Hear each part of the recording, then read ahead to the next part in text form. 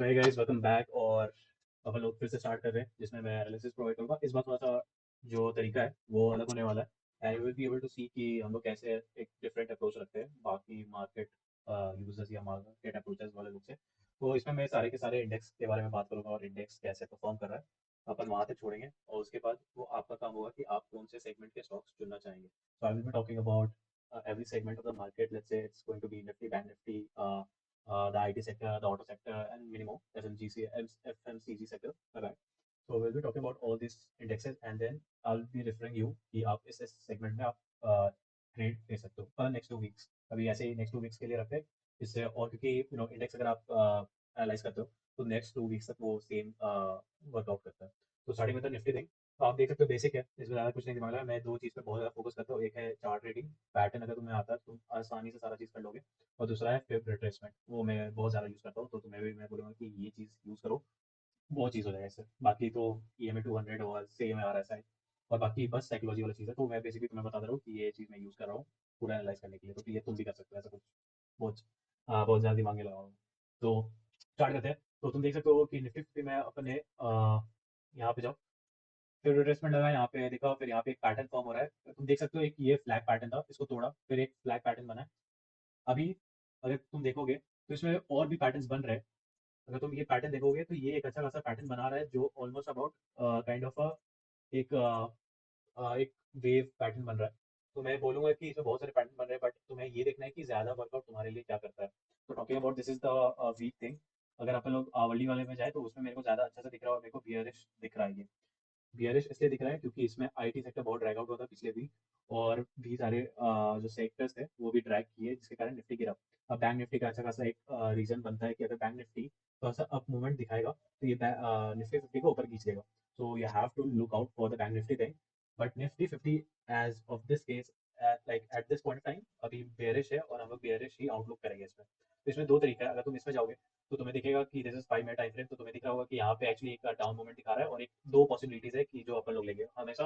अगर तुम रिस्क वाले हो, रिस्की ट्रेडर बनना चाहते हो, तो तुम मैं बोलूंगा कि यहाँ पे 5 मिनट के बाद है ना, अगर तुम एक काइंड ऑफ बहुत average kind of conservative trader हो तो तुम आधा घंटा रुक जाओ, तुम्हें एक मूवमेंट के बारे में पता चल जाएगा। यहाँ पे एक्चुअली क्या होता है कि एक एडवांटेज हो जाता है जो यहाँ पे ट्रेड लेते हैं, बट उसमें बहुत सारा मतलब ऑब्वियसली रिस्क है। तो मैं बोलूंगा कि ये दो अपॉर्चुनिटीज है जिसके बारे में अपन देखेंगे।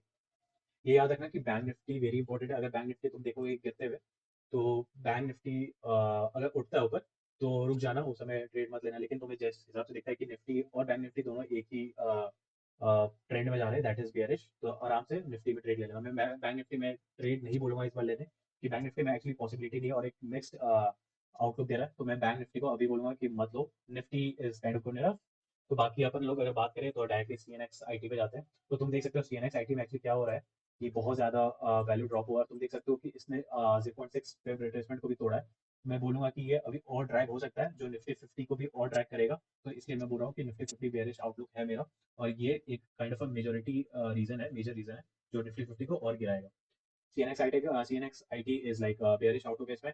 तुम इसमें ट्रेड ले सकते हो, लेकिन जितने भी स्टॉक्स होंगे, HCL, Wipro, TCS and every all those majority stocks, उस पे लेवल्स देख लेना और बेयरिश आउटलुक ही लेना trade. Going for the auto sector, तो ऑटो सेक्टर में तुम देख सकते हो यहाँ पे एक अच्छा खासा हमें एक सपोर्ट मिला है जिसके कारण ये अपलिफ्टमेंट दिखा है। तो अब तुम ये जाना कि निफ्टी फिफ्टी में कितने सारे ऐसे ऑटो सेक्टर कंपनीज है जो जिसको वो निफ्टी फिफ्टी को ऊपर लिफ्ट करेंगे। ऐसे बहुत सारे कम है, तो रिजनेबली और उनका जो परसेंटेज है निफ्टी फिफ्टी में वो बहुत कम है। तो ऑटो सेक्टर काइंड ऑफ अभी के लिए एक पॉजिटिव आउटलुक दे रहा है। बट जब तक कि इसको तोड़ेगा नहीं, ठीक है, जब तक इस पॉइंट को तोड़ेगा नहीं तब तक मैं कुछ बोलूंगा नहीं। लेकिन ये काइंड ऑफ एक अभी ट्विंडल करेगा। तुम देख सकते हो एक ये एक एक रेंज में, बहुत दिनों के बाद कर रहा हूँ वीडियो, बट ये एक अभी रेंज में, और रेंज में होने के कारण अभी इसमें कुछ बोल नहीं सकते। लेकिन हाँ, बुलिश आउटलुक है।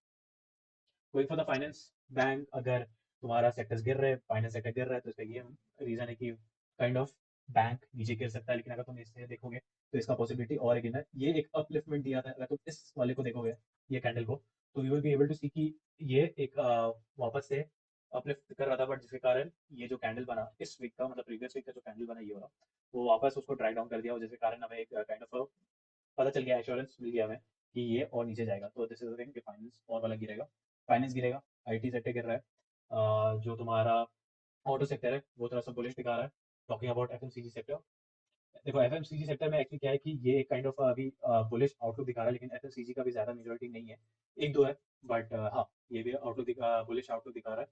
तो बेसिक है, इसमें कुछ ज़्यादा मैं दिमाग नहीं लगा, मैं बस तुम्हें बता रहा हूँ कि क्या क्या लास्ट में जाके जब अपन लोग को रिलेट करेंगे सारे को, तब तुम्हें समझ में आएगा कि मैं क्यों सारे इंडेक्स को एनालाइज कर रहा हूँ, तुम्हें बता रहा हूँ कि अच्छा ये पार्ट है और तुम ये पार्ट में कर सकते हो, और ये पार्ट मिलकर अगर तुम ऑप्शंस करते हो तो ऑप्शंस में तुम्हारा निफ्टी किस पोजीशन में मूव करेगा और कैसे मूव करेगा।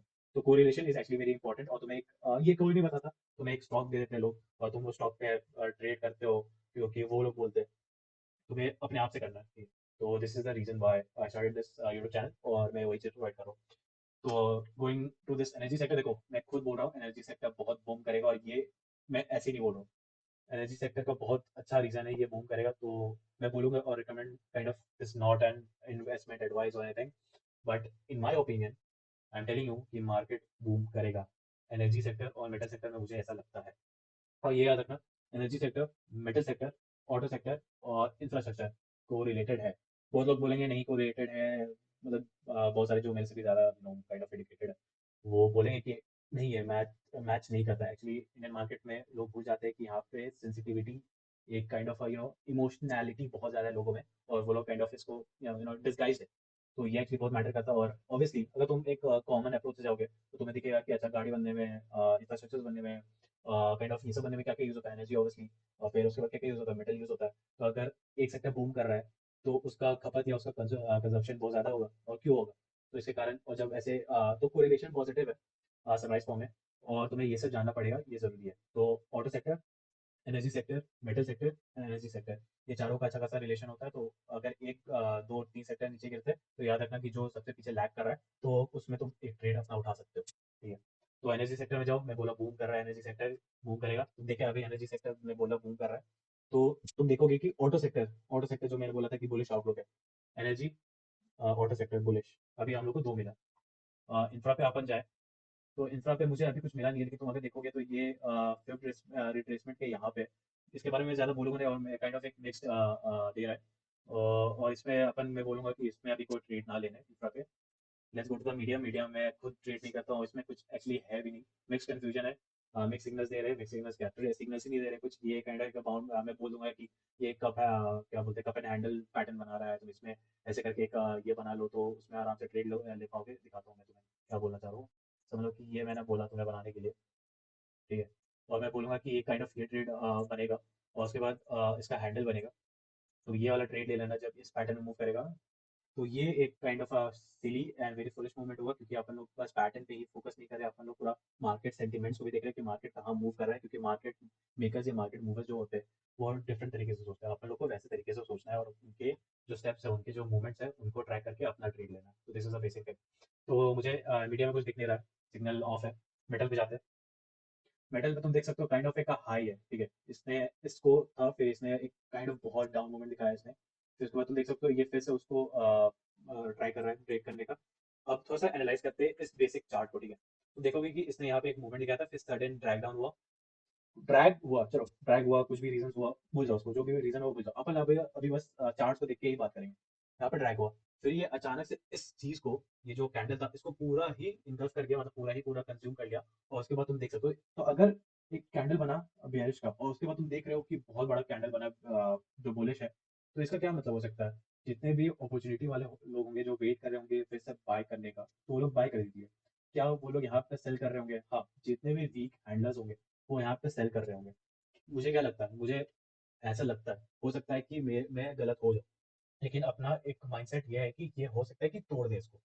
तो I am, in my opinion I M bullish on metal, I am bullish on auto, I am bullish on energy. तो तुम देख सकते हो तीन चीज में अपन थोड़ा सा बुलिश है, और इंफ्रा काइंड ऑफ थोड़ा सा लैग कर रहा है, तो अपन देख सकते हैं कि इंफ्रास्ट्रक्चर में क्या क्या हो सकता है। बट जैसे तुम्हें दिखा हुआ कि एनर्जी सेक्टर है जो ये अच्छा खासा बूम करने वाला है, और ऑटो सेक्टर भी एक ऐसा चीज़ है जो यहाँ पे काइंड ऑफ मूवमेंट दिखा सकता है।